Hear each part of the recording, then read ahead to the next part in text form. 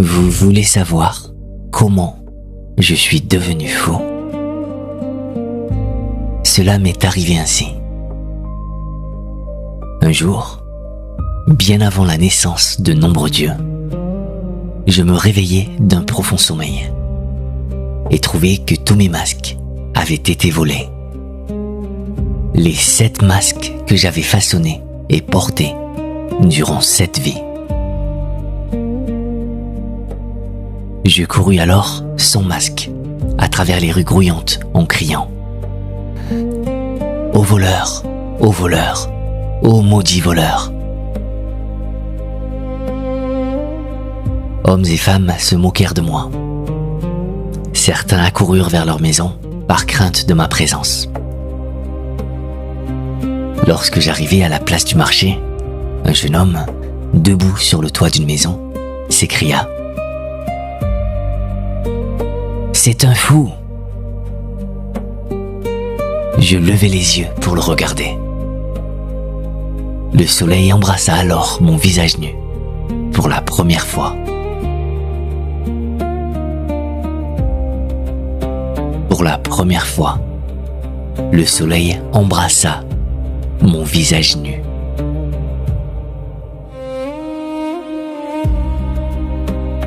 Mon âme s'enflamma d'amour pour le soleil, et je ne voulus plus de mes masques. Comme en transe, je criais « Béni, béni soient les voleurs qui m'ont volé mes masques. » C'est ainsi que je suis devenu fou. Dans ma folie, j'ai trouvé la liberté et la sécurité. La liberté d'être seul et la sécurité de n'être pas compris. Car ceux qui nous comprennent asservissent quelque chose en nous. Toutefois, permettez-moi de ne pas être si fier de ma sécurité. Même un voleur en prison est à l'abri d'un autre voleur.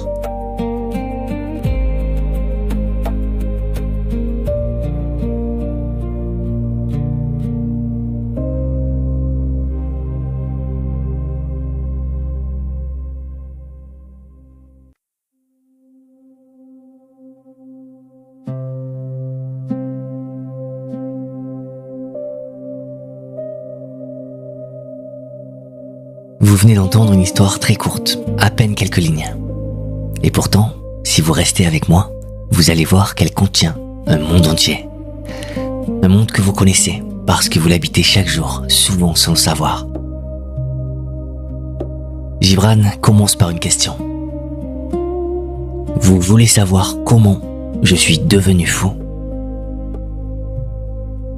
Et cette question, il ne la pose pas à la foule. Il la pose à vous qui êtes là, maintenant, en train d'écouter. Il vous regarde dans les yeux et il vous dit « Je vais vous raconter le moment où tout a basculé. Le moment où j'ai cessé d'être celui que le monde attendait. Écoutez bien, car cette histoire n'est pas celle d'un homme qui perd la raison. C'est celle d'un homme qui la retrouve. »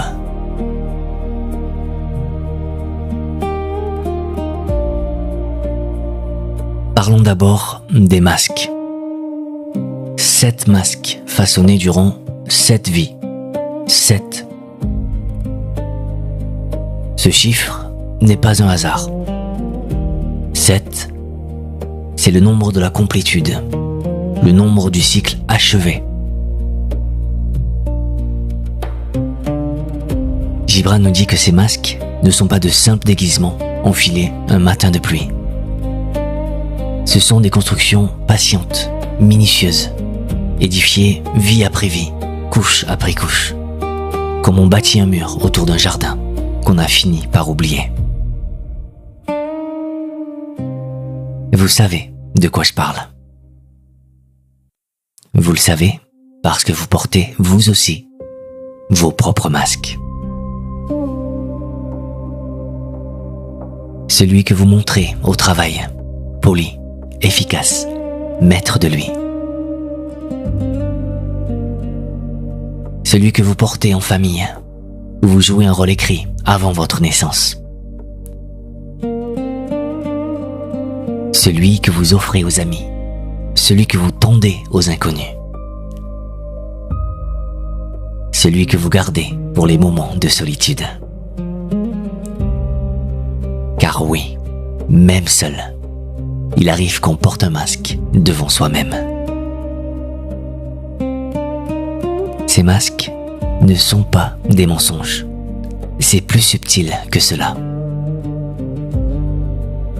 Ce sont des protections, des stratégies de survie que nous avons apprises très tôt, parfois dès l'enfance. Lorsque nous avons compris que le monde ne voulait pas toujours voir notre vrai visage. Alors nous avons sculpté, ajusté, poncé. Nous avons appris à sourire quand nous avions envie de pleurer. À dire oui quand tout notre corps disait non. À paraître fort quand nous étions traversés par la peur. Et à force de porter ces masques, quelque chose s'est produit. Nous avons oublié le visage qu'ils recouvraient. Nous avons confondu l'armure avec la peau.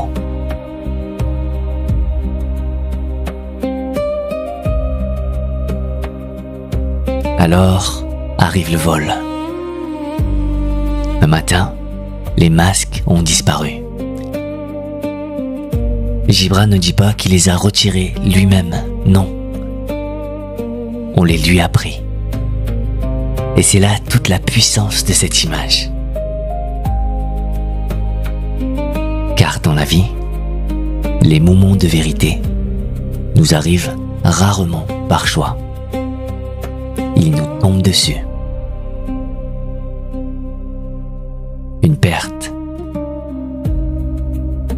une trahison, une maladie, un amour qui s'effondre, un échec qui nous met à nu devant les autres et devant nous-mêmes. Ce sont ces moments où la vie vous arrache ce que vous pensiez être vous et vous découvrez, stupéfait, terrifié, que vous existez encore en dessous. Que quelque chose respire là, sous les décombres. Quelque chose de plus ancien que tous vos rôles, de plus vaste que toutes vos peurs.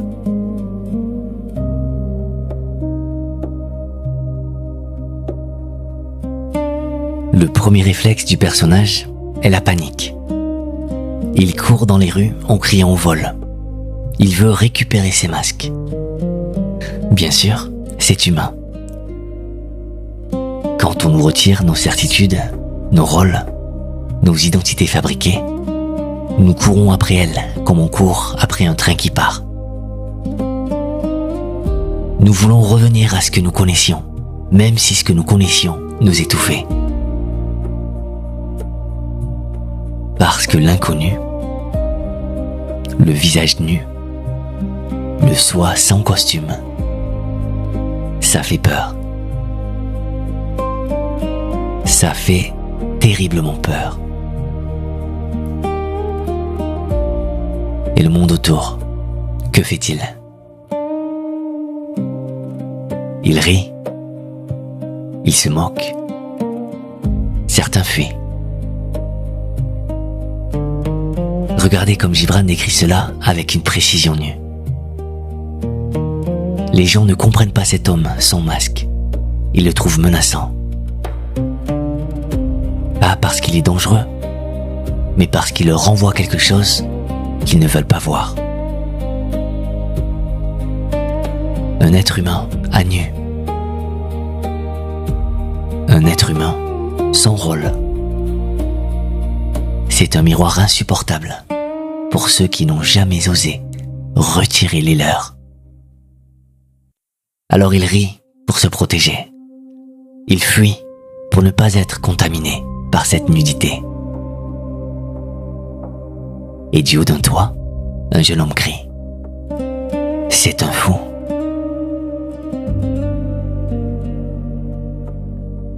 Le monde a toujours appelé fous ceux qu'il ne pouvait pas classer, ceux qui refusaient de jouer, ceux qui avaient le courage ou la malchance de se montrer tels qu'ils étaient. La folie ici n'est pas un diagnostic, c'est un exil. C'est le nom que la société donne à ceux qui ont cessé d'obéir à ses codes, à ses conventions, à ses masques. Mais alors, quelque chose de bouleversant se produit. Le personnage lève les yeux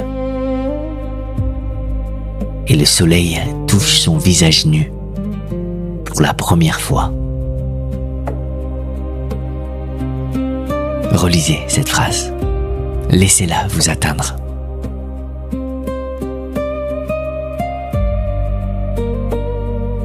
Le soleil était là depuis toujours. Chaque matin, il se levait. Chaque jour, il traversait le ciel. Mais jamais il n'avait touché ce visage, parce que ce visage était toujours recouvert. Le soleil, ici, c'est la vie elle-même. C'est la réalité dans sa lumière la plus simple, la plus directe. Et Gibran nous dit que tant que nous portons nos masques, la vie ne nous touche pas vraiment. Elle glisse sur nos protections. Elle effleure nos personnages. Mais elle ne nous atteint pas, non, dans ce que nous avons de plus vrai, de plus vulnérable, de plus vivant. Il a fallu tout perdre pour que la lumière arrive enfin. Il a fallu la nudité, la honte, le rire des autres, pour qu'enfin quelque chose de sacré se produise. Et c'est à ce moment précis que la panique se transforme en gratitude. Le personnage ne maudit plus les voleurs, il les bénit, parce qu'il comprend, dans un éclair de lucidité qui ressemble à l'amour, que ce qu'on lui a pris n'était pas un trésor. C'était une prison dorée, une prison familière, une prison confortable, mais une prison tout de même.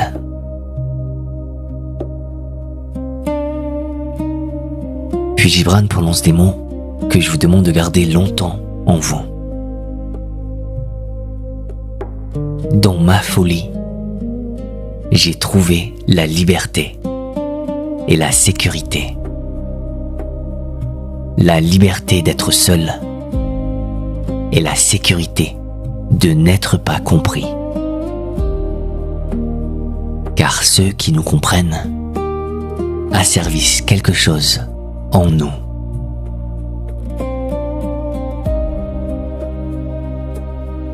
Cette phrase est un vertige, elle renverse tout ce que nous croyons. Nous passons notre vie à chercher à être compris. Nous voulons que quelqu'un nous voie, nous reconnaisse, nous dise « Je sais qui tu es ». Et Gibran nous murmure que cette compréhension, aussi douce soit-elle, porte en elle une forme de chaîne.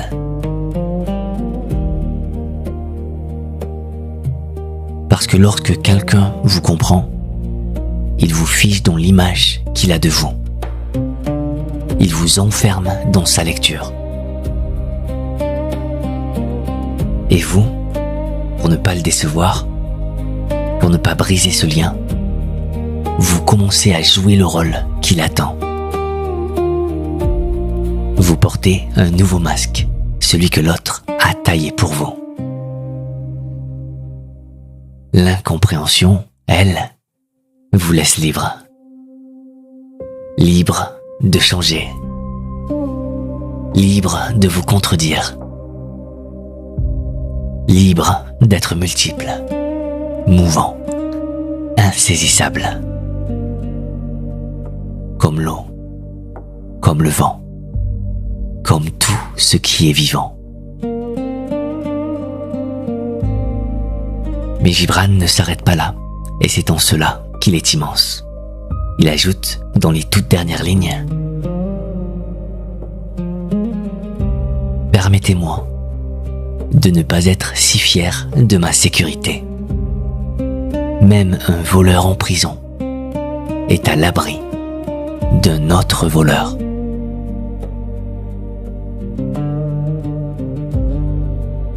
Vous entendez l'humilité de cette phrase? Le personnage vient de chanter sa liberté, sa folie lumineuse, son affranchissement. Et aussitôt, il s'arrête. Il refuse de transformer sa libération en une nouvelle certitude. Il refuse de faire de sa folie un nouveau masque. Car c'est le piège ultime. Celui qui dit « Je suis libre » avec trop d'assurance commence déjà à s'enchaîner à l'idée de sa liberté. Celui qui se croit au-dessus des masques porte peut-être le plus invisible de tous, le masque de celui qui n'en porte plus. Gibran nous prévient. La vérité n'est pas un territoire qu'on conquiert, c'est un chemin qui ne finit pas. On ne s'installe pas dans l'éveil comme on s'installe dans un fauteuil. L'éveil, c'est marcher. Encore. Toujours. Avec la conscience humble que chaque pas peut être un pas vers un nouveau sommeil. Alors, quand le silence revient, que reste-t-il après cette histoire? Il reste ceci, une invitation. Non pas à arracher vos masques demain matin, car la vie n'est pas si simple. Et la brutalité n'a jamais été un chemin vers la vérité. Mais allez regarder, allez sentir sur votre visage. À vous demander, dans le silence de vos propres nuits, sous ce masque, est-ce que je respire encore?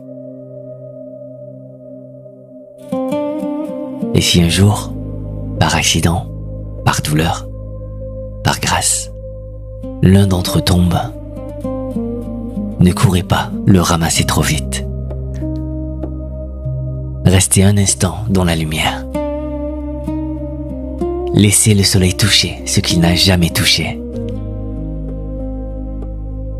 Vous découvrirez peut-être que ce visage nu, ce visage que vous cachiez depuis si longtemps,